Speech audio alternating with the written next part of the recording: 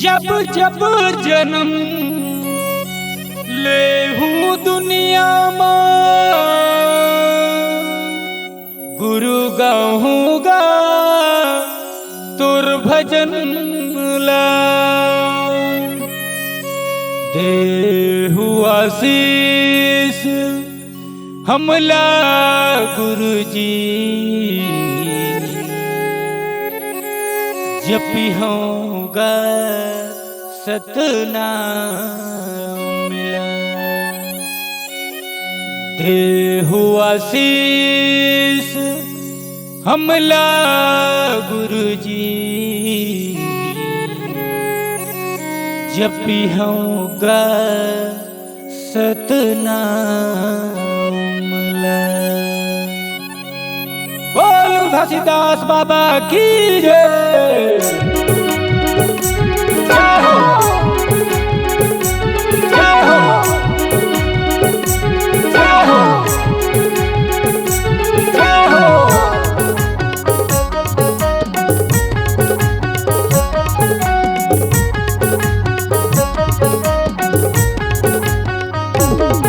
सतनाम जपैया गुरु मोर पहली सुमरनी गाँव तो सतनाम जपैया बाबा मोर पहली सुमरनी गाँव तो जब जब जन्म लेहूं गुरु जब जब जन्म लेहूं बाबा वंदना ला गाँव तो विनती ला कर तो सतनाम जपैया बाबा मोर पहली सुमरनी गाँव तो सतनाम जपैया बाबा मोर पहली सुमरनी गाँव तोर।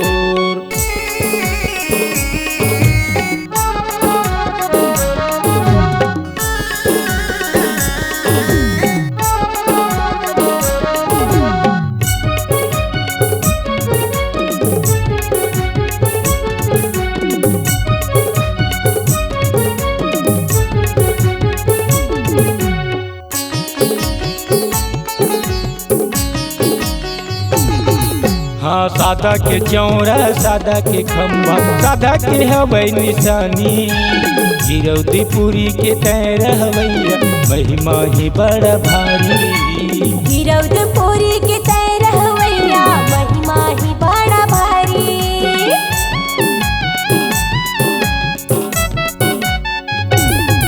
हाँ सादा के चौरा सादा के खम्भा सादा के हवै निशानी गिरौदी पूरी के तैर हवैया महिमा ही बड़ा भारी गिरौदपुरी के तैर हवैया महिमा ही बड़ा भारी सत के रास्ता दिखाए बाबा सत के रास्ता दिखाए गुरु विनती ला करबो अर्जी ला करबो सतनाम जपैया बाबा मोर पहली सुमरनी गाँव तो सतनाम जपैया गुरु मोर पहली सुमरनी गाँव तोर।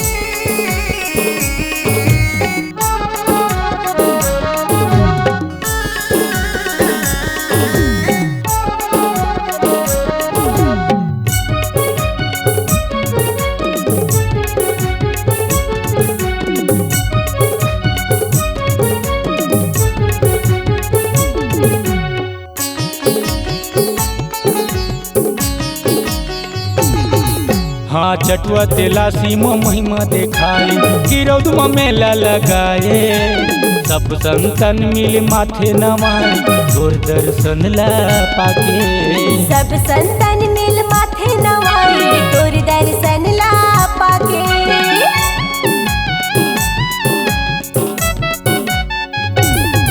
हाँ चटुआ तेला सीमा महिमा देखाए गिरौद में मेला लगाए सब संतन मिल माथे नवाए तोर दर्शन ला पाके सब संतन मिल माथे नवाए तोर दर्शन ला पाके तोर आशीष के छाँव में बाबा तोर आशीष के छाँव में गुरु हृदय लय अपन जुड़ाते बाबा हृदय लय अपन जुड़ाते सतनाम जपैया गुरु मोर पहली सुमरनी गाँव तो सतनाम जप जपैया गुरु मोर पहिली सुमरनी गावत हो।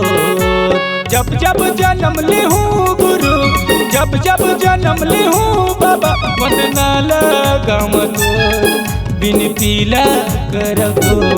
सतनाम जपैया गुरु मोर पहिली सुमरनी गावत हो। सतनाम जपैया बाबा मोर पहिली सुमरनी गावत हो। पहिली सुमरनी गावत हो।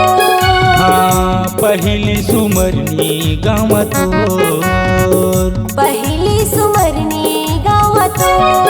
हाँ पहिली सुमरनी गावत हो।